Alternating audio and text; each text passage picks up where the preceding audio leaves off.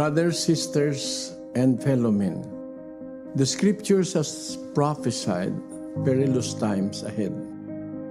It has warned us about the evil that will beset humanity in the last days, where people will turn against each other because of greed and the insatiable hunger for power and world domination, and about horrifying plagues and famines that will take the lives of millions worldwide. We are now starting to witness these signs one by one. Unrest and turmoil all around. The unmistakable stench of evil can be felt everywhere. And people are starting to look for answers and are not finding one. It is time to come together as one and humble ourselves before the Lord of hosts.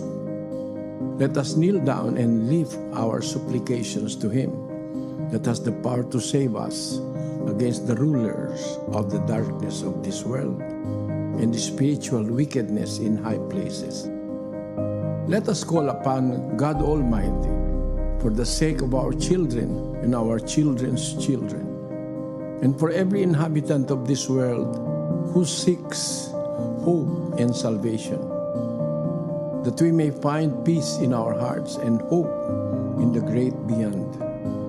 Despite the predicament that humanity is now facing, brothers and sisters and fellow men, let us prepare our hearts in prayer.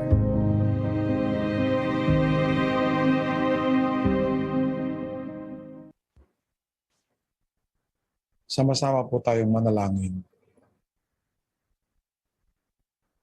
Ama naming makapangyarihan sa lahat, sa pangalan po ng aming Panginoong Kristo, kami pong mga nagtitiwala sa iyong banal na kapangyarihan, sama-samang lumalapit sa iyong dakilang harapan. Nagpapasalamat kami, Ama, sa bawat araw, sandali na lumilipas sa bawat isa sa amin. Nararamdaman namin, Ama, ang iyong lingap, ang iyong awa sa bawat isa sa amin. Salamat po, hindi mo kami pinababayaan. Marami kaming nagagawang mga pagkakamali, mga pagkukulang sa aming mga paggawa. Subalit, nararamdaman namin, Ama, na hindi mo kami iniiwanan. Binibigay mo po ang aming mga pangangailangan. Tinutulungan mo kami na makapagpatuloy sa aming mga paggawa sa kasalukuyang suliranin na aming nararanasan. Ama, hinihiling po namin sa iyo na sana ikaw na po ang bahala sa bawat isa sa amin. Tulungan mo po ang mga nasa pagamutan, ang mga may karamdaman, ang mga naapektuhan ng kasalukuyang pandemya, ang bawat mag-anak na nagkalayo, bunga ng salot, ang mga nawawalan ng pag-asa, ang mga pinanghihinaan ng kalooban. Pakihipo mo po, Ama, ang kanilang mga puso. Bigyan mo po ng lakas upang muling makatindig at makapagpatuloy sa kanilang mga paggawa. Maawa ka po sa aming lahi. Magpadala ka po ng lunas na makatutulong sa bawat isa sa amin. Samahan mo po ang bawat nagmamalasakit upang makontrol, mapigil ang paglaganap ng salot.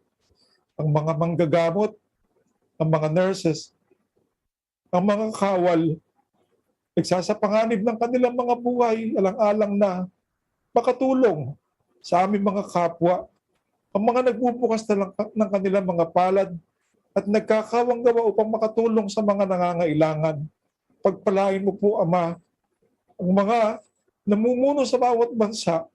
Bigyan mo po ng sapat na lakas ng katawan, ng pag-iisip, ng karunungan magagamit nila upang makapaglingkod ng maayos sa kanilang mga mamamayan.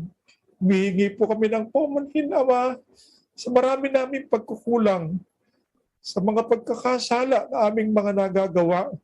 Tulungan mo po kami na makapagbago makapagsisi, makatalikod sa kasalanang aming nagagawa at maganap namin ang iyong kalooban. Ama, lagi na po inihiling namin ang kaligtasan ng aming mga magulang, ng aming mga sambahayan, lalo ng aming mga anak.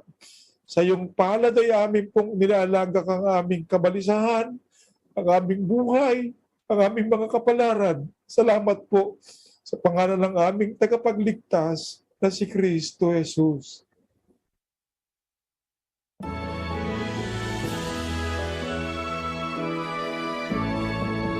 The majesty always to the Father and to the Son is honor and power, and in the Holy Spirit dwell glory forever and